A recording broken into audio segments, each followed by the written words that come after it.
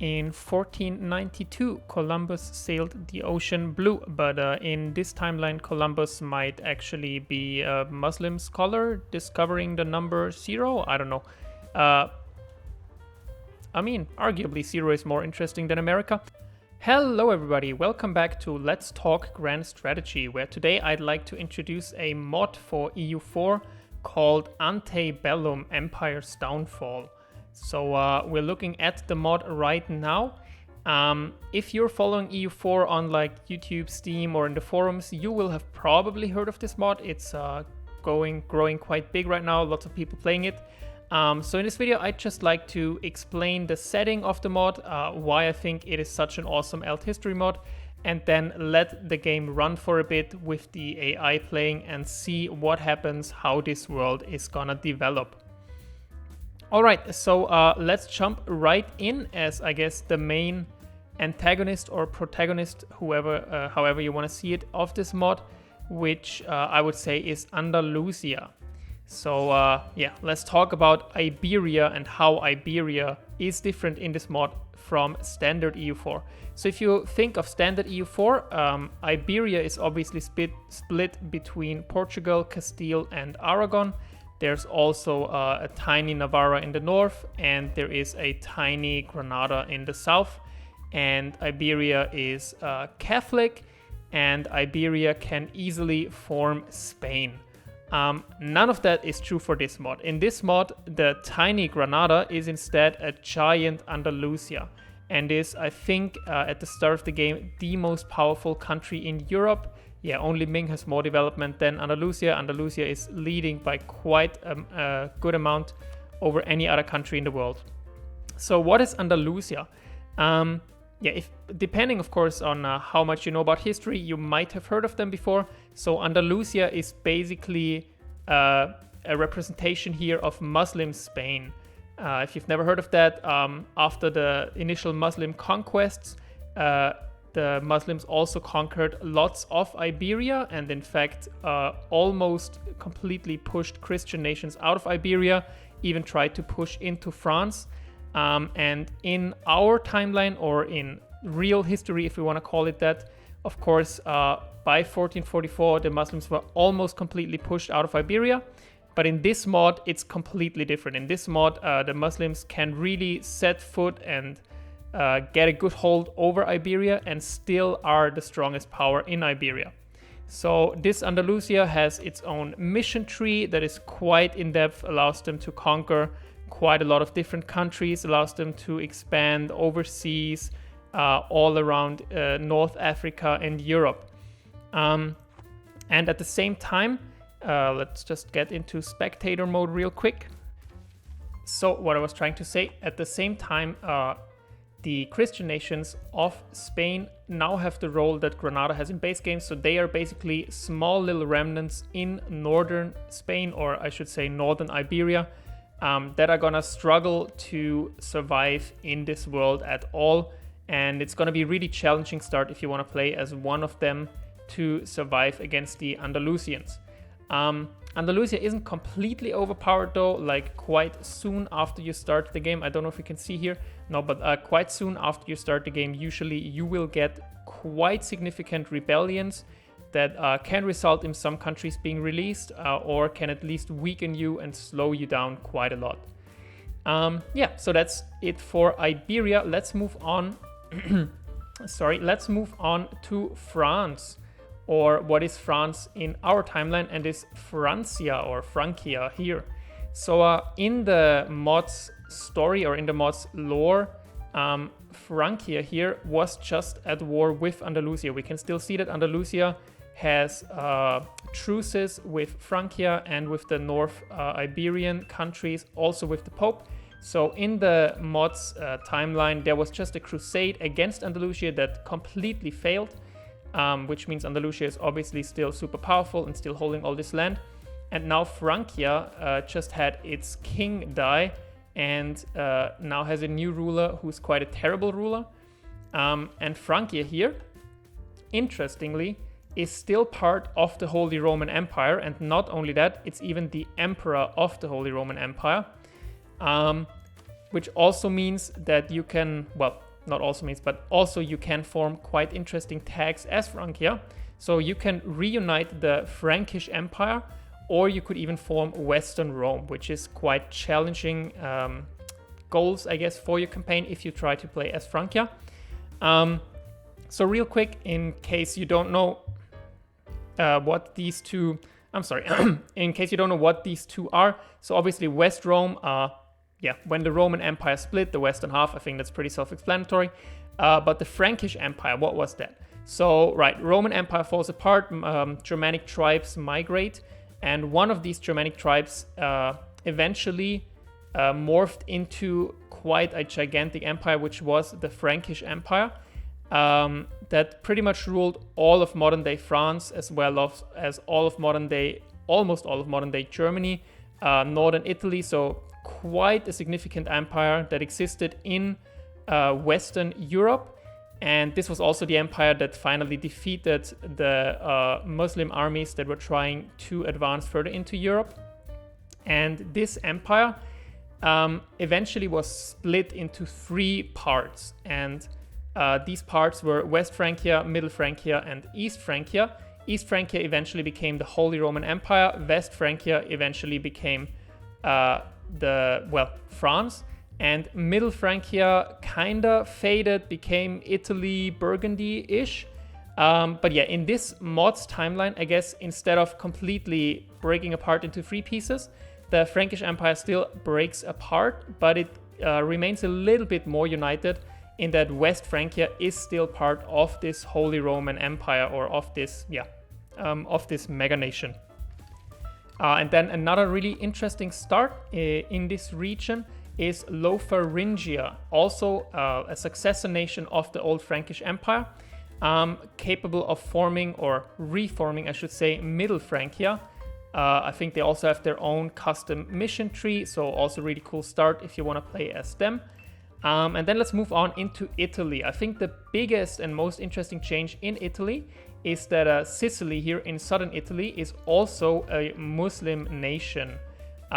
So in our real timeline, the island of Sicily right here was also ruled by Muslim dynasties for a while, but they were also eventually pushed out of there. However, again, in this mod, that is all changed. Instead, this nation of Sicily was able to conquer all of Naples, or almost all of Naples, except for Capua, and is now basically at the doorsteps of the Pope himself. So I believe they were not involved in the Crusades, sorry.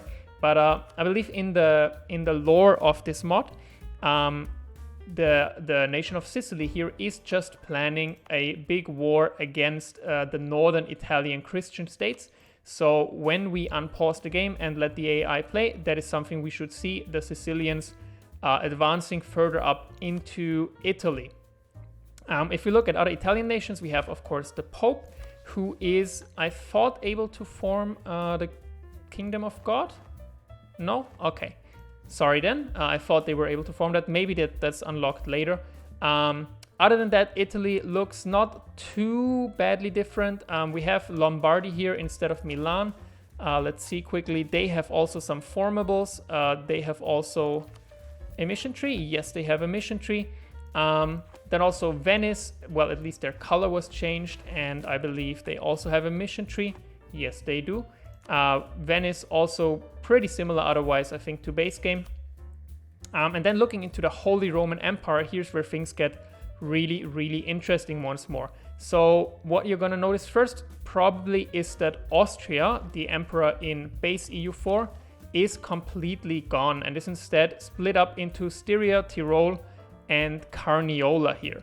So in our timeline, or in real history, Austria was actually not one nation at the start date of EU4. So in 1444, Austria was instead split into Styria, Tyrol, and I think they were just called Austria, which was just this northern part. But in this timeline, instead of this northern part uniting these three, actually Styria, I guess, united with the northern part. And so the capital of Styria is now in Graz. And this is now, the dynasty that rules Austria. Are they still the von Habsburg? No, they are actually the von Babenbergs. So no Habsburgs, no Austria. Yeah, quickly going back, in base game EU4, I think the reason they are not representing Austria as 3 separate countries is just so that there's one strong Holy Roman Emperor for game balance. But otherwise, in the HRE, we see Bohemia that just defeated the Hussites. We see Moravia, an interesting country over here that has some quite big ambitions, I think. Yeah, they also want to conquer some stuff. I believe they also get their own custom mission tree, if I'm not mistaken.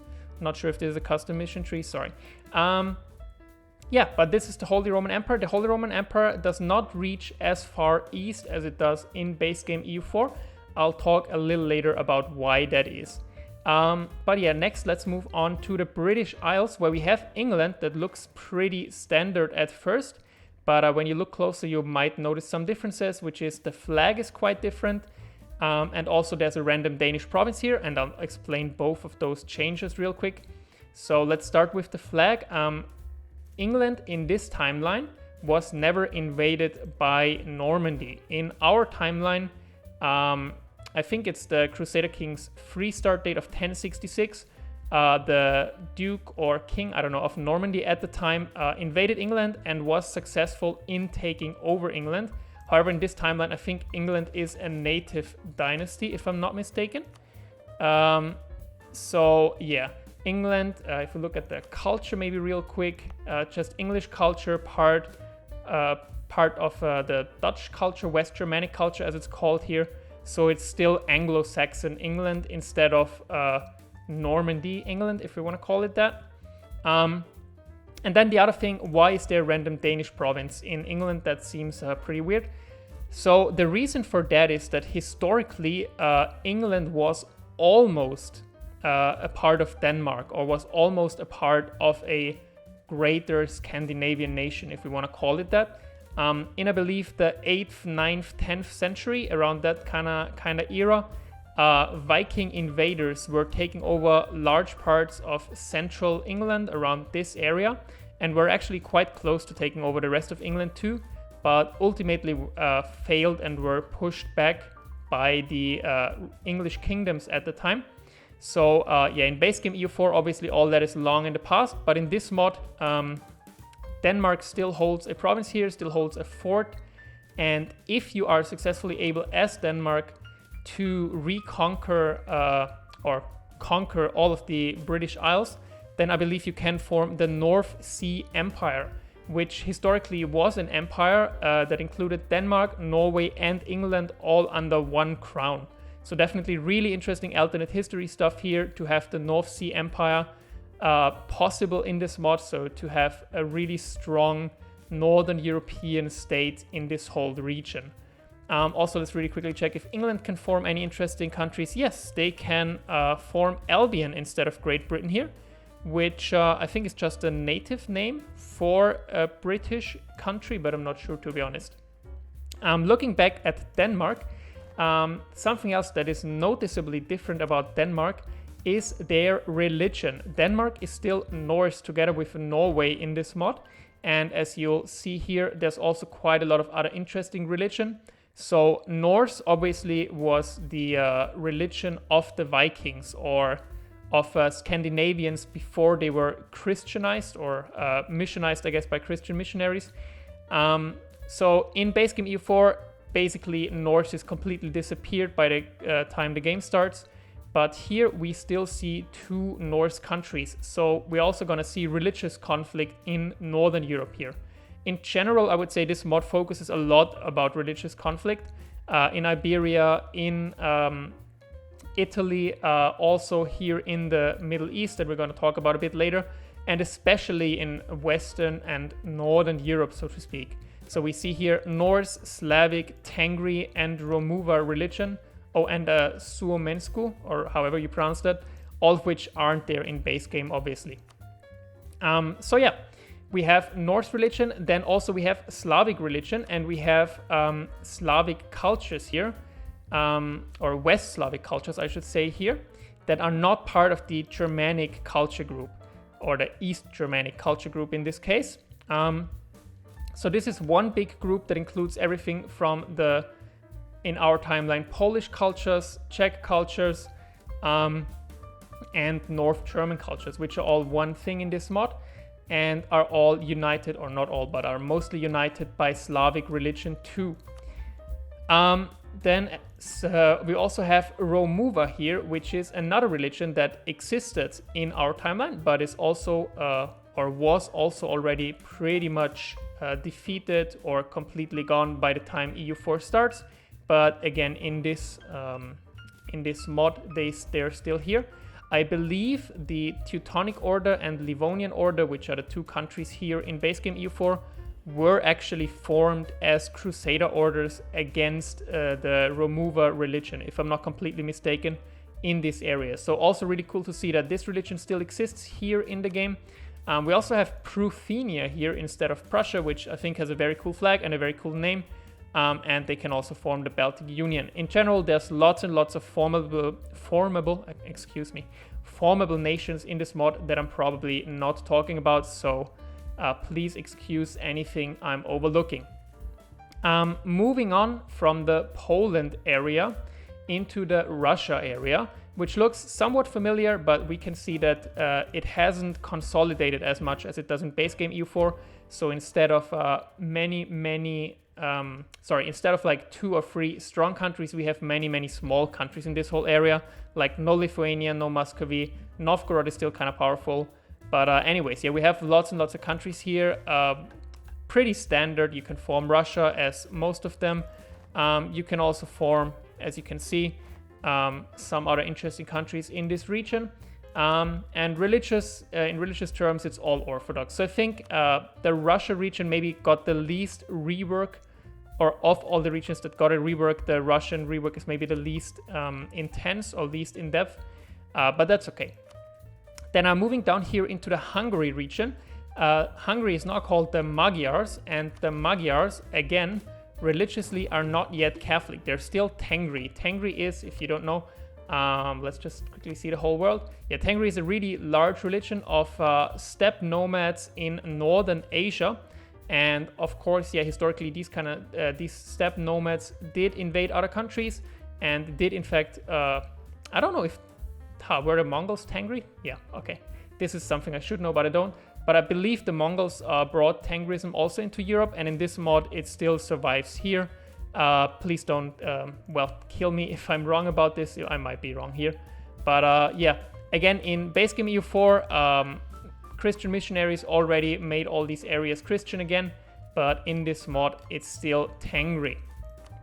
Moving on down here, we see Byzantium still not going strong, but still existing a bit more than in base game maybe. Down here in the Greece region, they have Epirus as a puppet. And then besides them, there's also one more Orthodox nation, even on the Turkish side here, which is Nicaea. So Nicaea, I believe, was formed by Crusaders when they sacked Byzantium in our timeline. And they actually also created the Latin Empire, it was called, which was basically a Byzantium, but it was Catholic. But I guess in this timeline, the Latin Empire failed, but Nicaea still exists around here. Then also here we can see the Sunni states in Turkey, which I believe can form the Sultanate of Rum. Yes, they can. So I think most of these are from base game, so not too interesting maybe. But where it gets a lot more interesting if we do... sorry, I'm talking too fast here. Where it gets more interesting is if we look down here into Arabia or into the Levant, where the Kingdom of Jerusalem, the big Crusader state, still exists, but it is a very small kingdom consisting of only 4 provinces. And also the Kingdom of Antioch, or what's your government? Yes, Kingdom of Antioch still exists. So some Crusader states are still surviving, which obviously they aren't in base game, but there is a strong Nizarids instead of Mamluks, so a different dynasty that is ruling over Egypt and that obviously has its eyes set on taking out these Christians in the Middle East. Other than that, I think the rest of the world so far is still the same as it is in base game. So yeah, everything East Asia, India, Africa has not been changed from base game, but the mod developers are working on that. All right, so that was a quick overview of the starting situation in Ante Bellum. All right, so for our next little segment in this video, I would just like to discuss why I think this is the greatest alt history mod for EU4 out there right now. So I think what makes an alt history mod really come to life and really great for me is, on the one hand, it has depth. So in this mod, we're not just seeing random blobs around the map, we're seeing custom countries with custom flags, with custom names. We're seeing new religions, everything's meaningfully different, if you know what I mean. And these countries that they added, they have their own missions, they have their own formables. So if you play as any of the interesting bigger countries, you're gonna have a lot of new content that you don't have in base game. What I find a lot of other alt history mod doing is, for example, they just say, oh, Byzantium owns all of this land now. Or they say, well, there's a giant blob in northern Germany now. This mod, on the other hand, really adds depth to all the countries. It adds to the game. Also, this mod has a nice balance, I think, of big and small countries. What I see a lot of alt history mods doing is, creating some 5 giant blobs that will rule Europe, right? So again, oh, here's the Holy Roman Empire, 1 country. Here's Spain, 2 countries. Here's the UK, 3 countries. Meanwhile, in this mod, we have lots of small, medium-sized and bigger countries. And that means that you can start as whatever size country you prefer. So if you want to have a relatively easy game as a great power, you can start as Andalusia, as Francia, as England here. But if you want to start, as any of the smaller countries, you can start, say, as Nicaea here, right? And you're gonna have other similar sized countries around you that you can conquer, not just superpowers. Or you can start as the Polands, and you have, again, other small countries around you that you can conquer, not just superpowers. And also, for the whole setting of this mod, I think what makes it so great for me is that it's different from our original timeline, but it still feels familiar. I can still in general recognize most of the countries, but at the same time they are different. So what do I mean by that?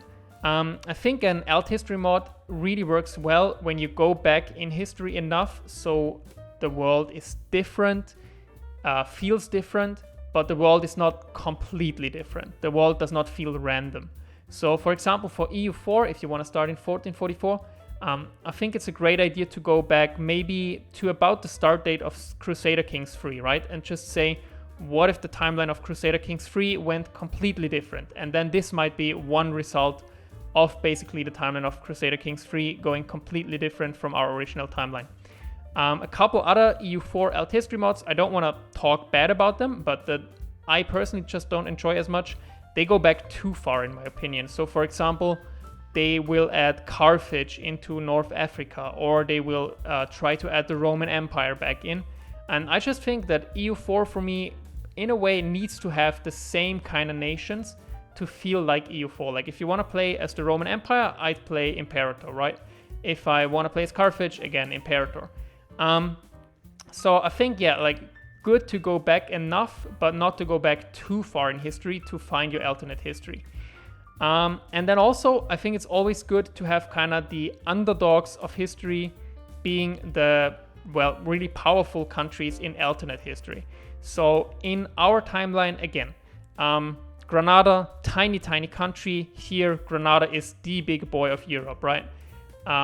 In our timeline, Ottomans, really powerful. In this timeline, only small Muslim states around this area. In our timeline, Austria dominates the Holy Roman Empire. In this timeline, Austria isn't even a thing. Of course, there are some similar countries like Francia and France are both really powerful, or England here and England in base game EU4 are both really powerful. But again, some of the countries that are really weak and small in the base game are really powerful and really interesting to play here. So you have interesting options that might not be as interesting to play in the base game. And then, from there on, I think it's just you need creativity to come up with a scenario like this. and you need some knowledge of history, right? You need some knowledge of like what were the ruling dynasties, what were the big events that kind of influenced Europe maybe in the last 300-400 years before the start date, and how could these events have played out differently. I think another example of a mod that follows all these principles I just talked about and does a really great job of it is Divergences of Darkness for Victoria 2, another really famous mod that just basically takes the EU4 starting map and then asks how could history have gone different between 1444 and 1821, and comes up with a very, very different scenario for Victoria 2, but it still feels familiar. Like you recognize most nations, or you can tell how most nations got to where they are. So yeah, that's a real quick overview of what I think makes a good alternate history mod. Again, I think so far this mod is doing a really good job. I think this mod could maybe make some areas even more interesting. For example, Russia, as I said, I don't think it's that interesting. It's like same religion, same text, they're just like different sizes.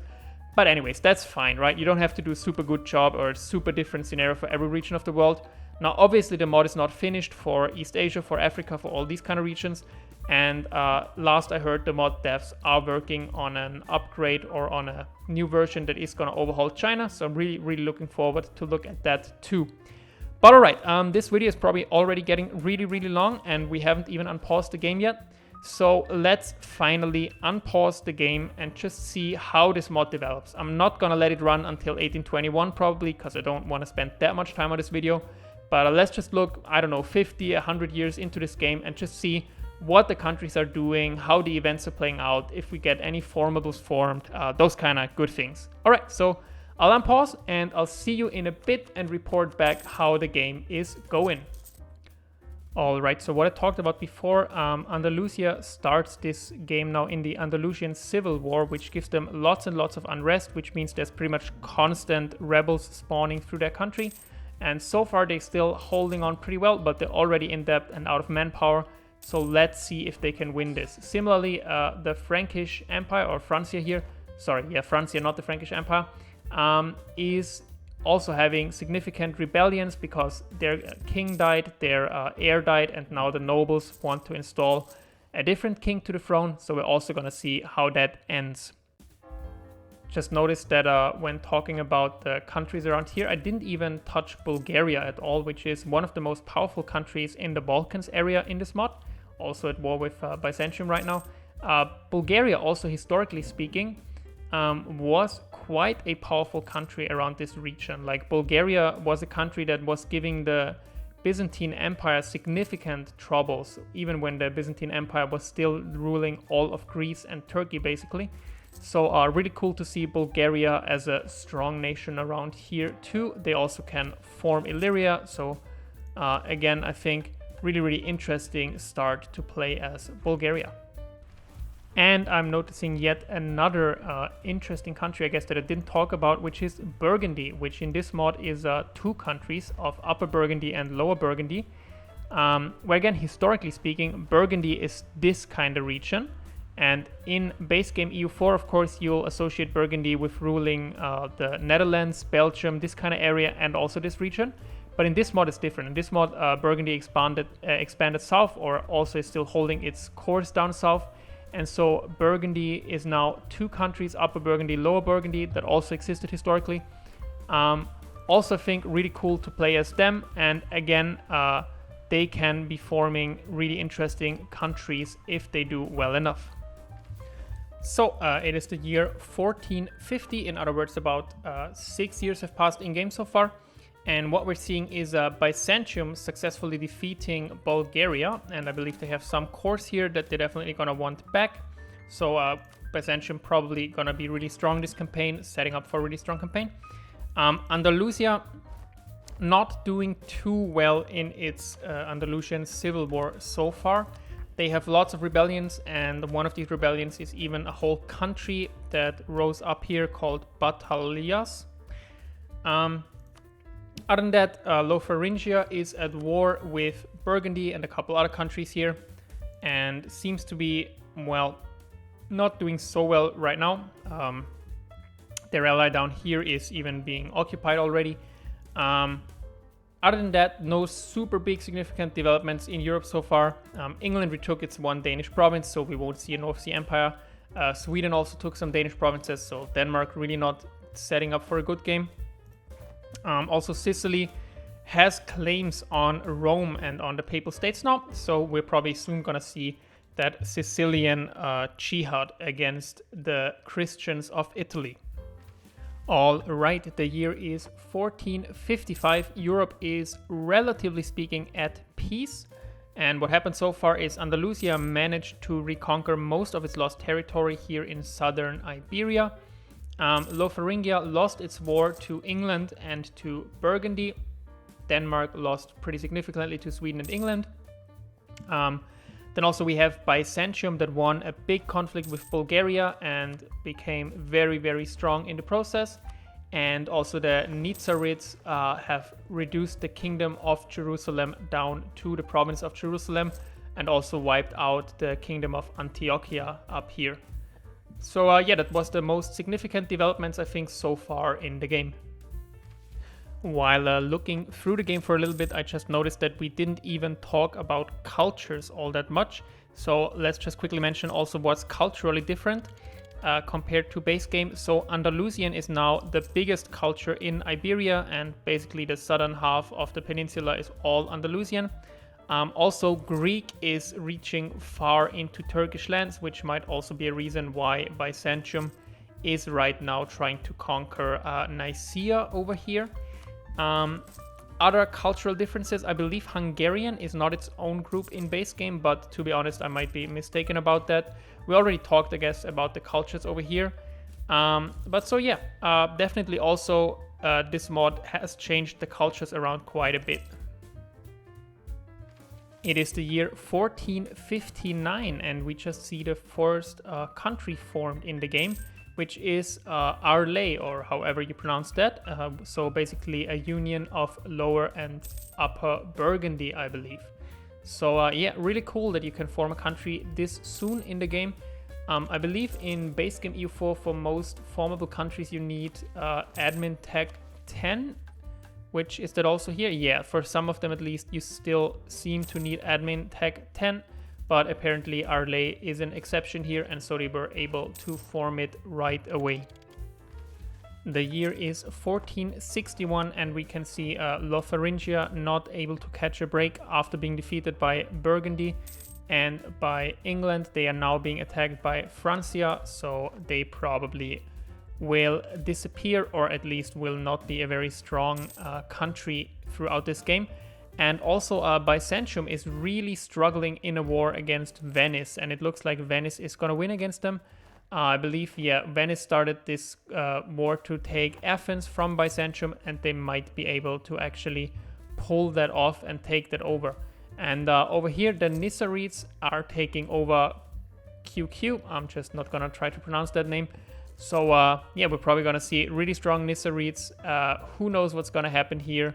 And really strong Francia. So this really cool nation of Arles with its really cool flag of a lion holding a camera, I think, is already getting demolished by North Italian countries. At the same time, Francia still occupying Lotharingia. I don't know why they're not peacing out yet. Okay, maybe they want to win this one siege here first. Asturias on its way to unite northern Iberia, and hopefully after that being able to provide some resistance against Andalusia. Or maybe it would also be interesting though to see Andalusia just really dominating and really expanding fast. I've heard the mod developers saying that Andalusia is basically the Ottomans of this mod, so we might see them expanding quite quickly. Yeah, Byzantium still slowly getting occupied. We'll see how this ends. So yeah, Savoy just cut Arlay in half, and also Byzantium lost the war to Venice and lost, I believe, 2 provinces to Venice over here, but it's not super bad. Byzantium might still have a good chance of coming back from this.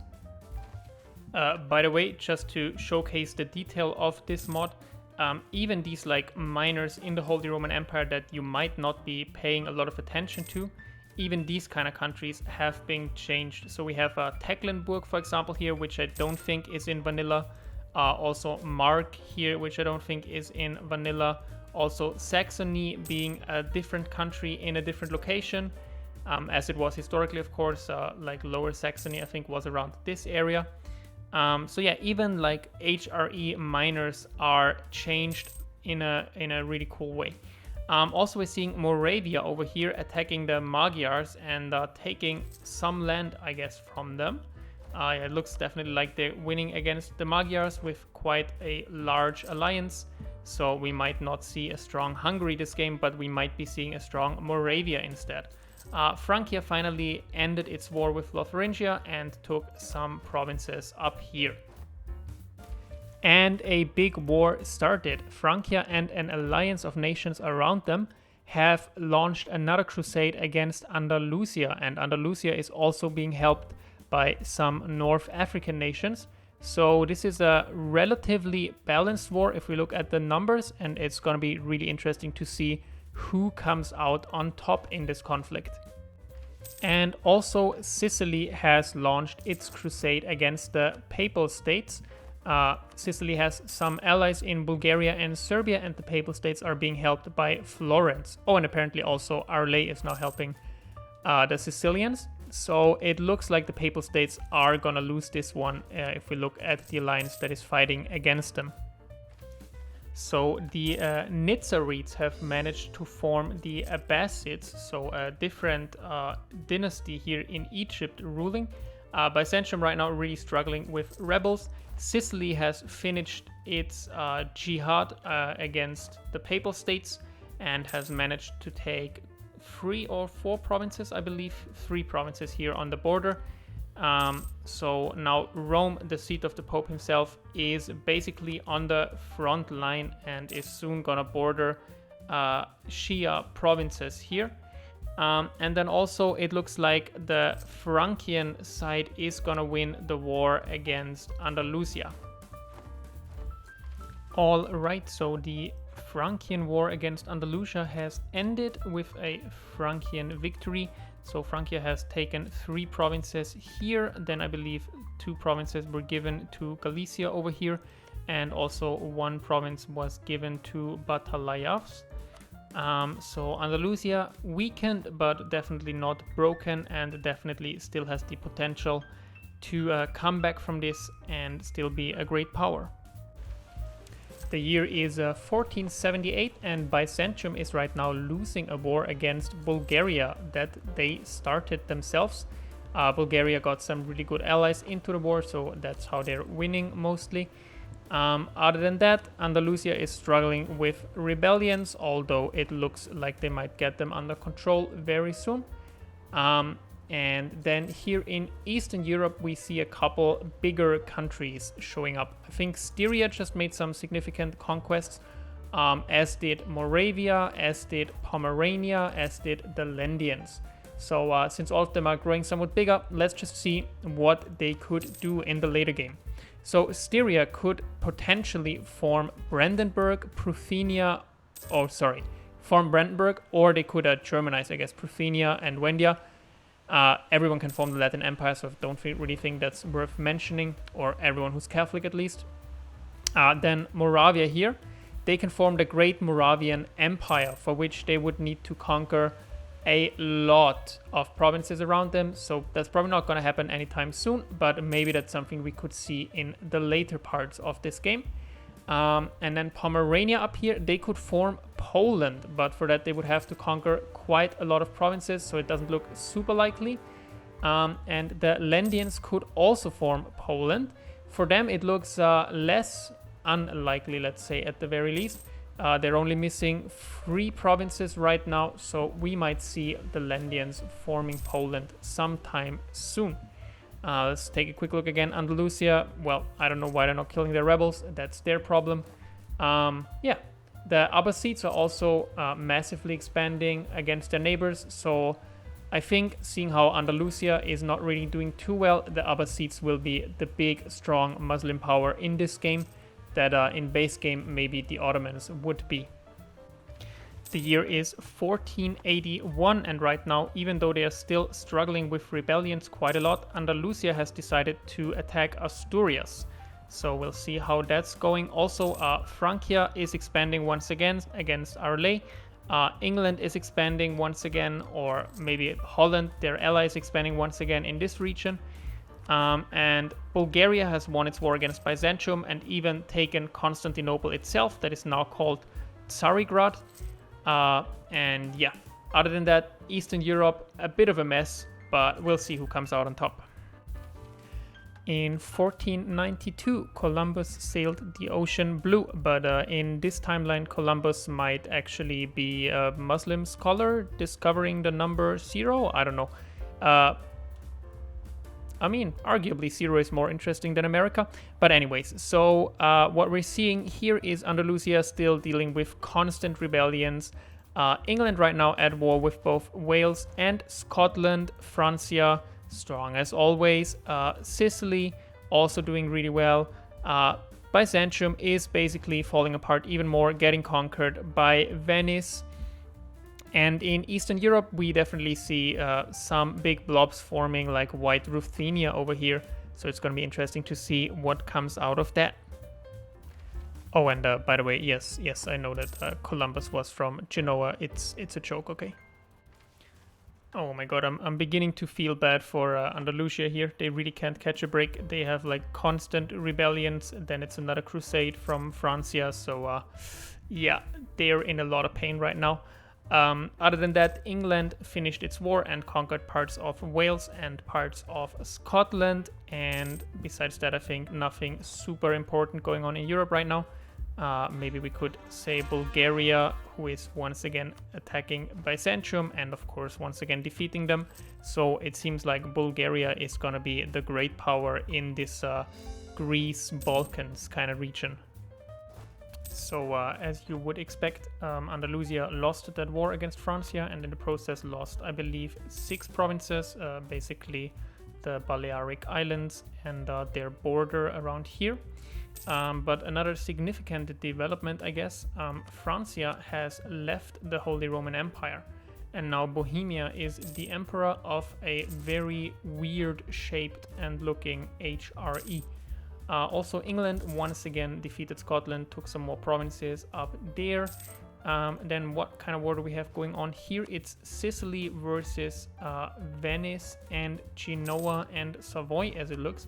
Sicily also has Bulgaria, Moravia on their side, so I believe the Sicilian side should be ahead in terms of its total power in this war and is probably going to manage to win it if they run it successfully. But yeah, so interesting things happening. So we just entered the year 1500, which means about 60 years have gone by in game. And I think that's a good point to maybe look at some statistics of how it's going so far. Let's first start with development. In terms of development, Ming is absolutely dominating. But if we're only mostly interested in Europe, I believe we can see like this.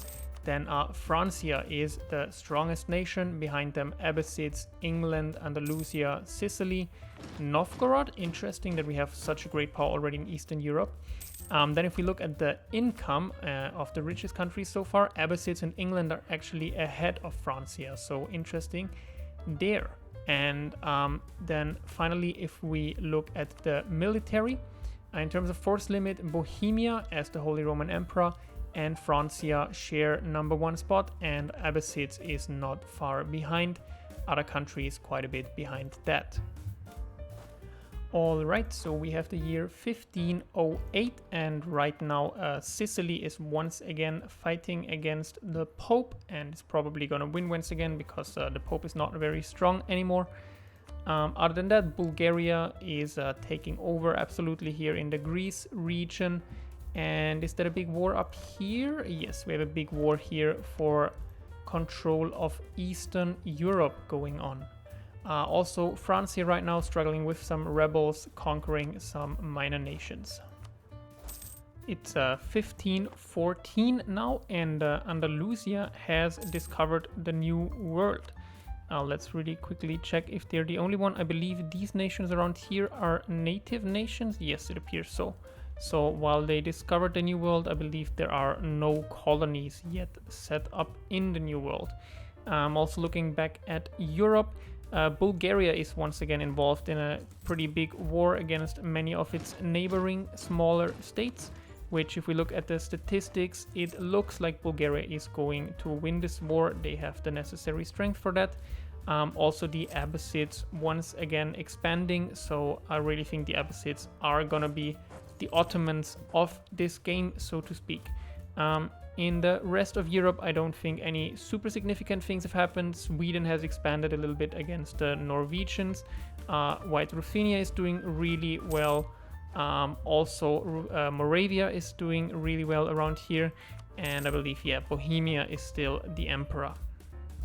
A very major and significant war has started here in Eastern Europe between the Pomeranians and the Lendians, which are, if I remember correctly, the two countries that can form Poland. So the winner, the victor of this war might in fact end up being the nation that forms Poland. Alright, it's the year 1519, and I just wanted to say I really love the kind of claims that countries in this mod get through their mission trees. So for example, Sicily here has claims on all of, well, not northern Italy, but what do you call that, like southern northern Italy, as well as these islands, as well as Tunisia. Andalusia basically gets claims on all of Iberia. Francia gets claims on all of Brittany. So really cool that only through using the mission trees you can basically claim the whole region around you. Obviously that's still a feature in base game EU4, but it's also cool that they included that for all these new countries in the mod. 1524, and we once again have many wars going on all across Europe. One is Francia against the Asturias, Kingdom of Asturias in northern Iberia, as well as against Arles, the Burgundian nation over here. The other is Sicily fighting Venice, as well as some other North Italian countries, although they just pieced out one of them. And then I believe there was a war, yes, over here with White Ruthenia also expanding. Also, Pomerania won the war against the Lendians, so Pomerania on a good path to eventually forming Poland. It is now 1526, and we are seeing the first colony established in the New World here in Rio de Janeiro by the Andalusians. So I wonder if they're going to be able to eventually come back and beat the Frankians back with the kind of money they can make by colonizing and by taking the riches of the New World. Also, the Sicilian War ended in a white peace. Alright, here we have an interesting big war going on where Nicaea and Bulgaria and Wallachia are winning against Germian and Akkoyunlu, or whatever you pronounce them. So this might mean more Christianization of the Anatolia region around here. Other than that, I believe Francia won another war against Andalusia since I last showed them. I'm not sure if I already showed that, but yeah, Francia is still expanding. Francia an absolute superpower at this point. Also, England taking some provinces here in northern France, so that might lead to conflict with Francia. I believe these are claimed by Francia. Yes, they are, and also England is claiming some Francian provinces, so we will eventually, hopefully, see a showdown between these two great powers. Other than that, I don't think anything super significant has happened in Europe, so let's take a quick look at the New World, where we see the Andalusian colony slowly but steadily expanding. And besides them, who has landed so far? Over here we have, I think, England. Is that correct? That is indeed correct. So England, the second power that has landed in the New World and is starting to colonize there now. Alright, it's currently 1544, so 100 years after the game starts, and I believe that's a good time to once again look at some statistics of how the countries are doing. In terms of diplomacy, I believe there are no major wars going on in Europe right now. Oh, okay. Never mind. Sicily once again at war with the North Italians. Also a war going on here. Okay, but nothing too significant. Anyways, stats. So let's start with the force limit. If we look at that, then Ming in the lead, but behind Ming in Europe we have the Abbasids, Bohemia, and Francia, who are the three real great powers. Now, obviously, for Bohemia, this statistic is a bit fake because Bohemia is the emperor, so a lot of that comes from being the emperor, not from them actually being so strong. So really, Francia and the Abbasids, as you would expect, the two real big powers.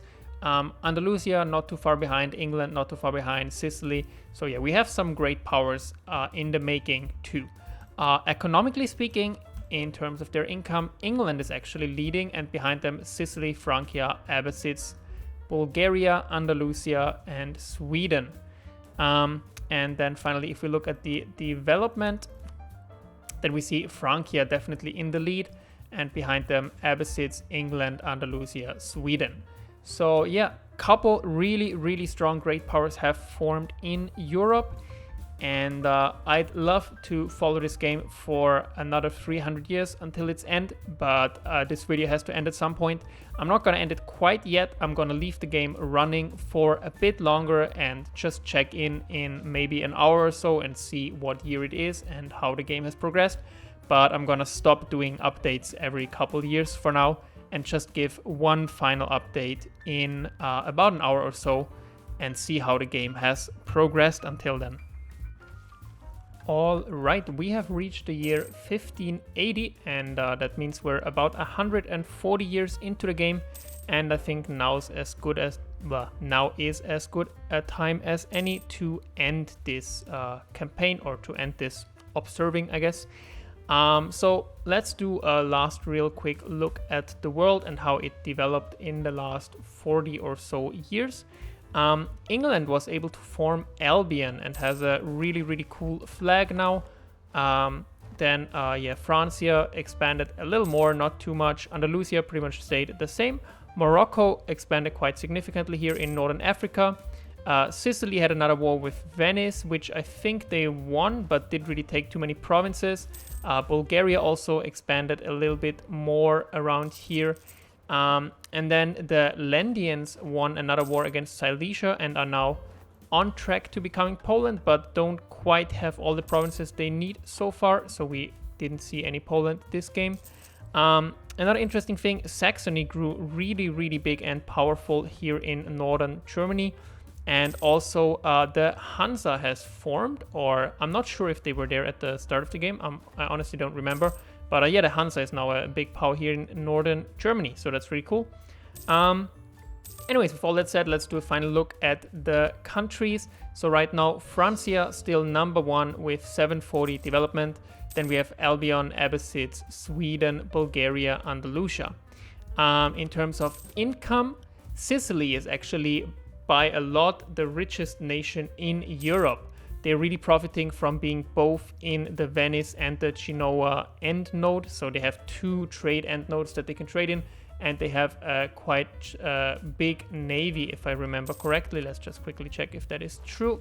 So yeah, 84 ships, probably the biggest navy in the world. We'll check that in a moment. Other than the Sicilians, don't mind these, this is just peace deals. Other than the Sicilians, the richest nations in Europe would be Albion and the Abbasids, with interestingly Francia being quite a bit behind. Then in terms of the military, the highest force limit in the world right now is the Abbasids with 88, and then we see in Europe Francia, Bulgaria, Bohemia as the emperor, Sweden, Albion, Sicily. And if we go to the navy, then yes, Sicily is actually number one and Albion number two, then Sweden. So real interesting, great powers in Europe. I would honestly love to continue this campaign at this point. I think really interesting things are going to continue to happen. We see right now Sicily trying to conquer North Africa. We see Andalusia in another war with Francia, but this time Morocco helps them out. So it's a really balanced war between the two of them. Yeah, we have Albion starting to really colonize the New World now. We have Andalusia also with quite significant colonies in the New World already at this point. We have the Abbasids becoming really strong, Bulgaria becoming really strong. Maybe these two would clash later here in Anatolia. We have no nation on a good path, I think, to form Russia at this point. Like Novgorod is probably the strongest, but still missing a lot of cores to be able to do it. But yeah, all I'm trying to say here is really, really interesting scenario. If you haven't checked this mod out yet, I'd highly recommend it. You can find it on the workshop, of course. Yeah, as I said, if you're like bored of the base game, or if you just want to try a slightly new scenario but still be familiar with the world in large parts, then this mod is perfect for you. There's lots and lots of interesting countries, lots and lots of interesting mission trees, and I really can't wait for more updates with this mod and for newer versions of this mod that are also gonna rework the rest of the world. Maybe I'll make another video when one of those versions comes out and show you also how the rest of the world is gonna develop. But yeah, with all that said, thank you so much for watching, and I hope to see you soon again. If you like this video, of course, leave a like, leave a comment, or if you want, you can subscribe. Thank you, bye-bye.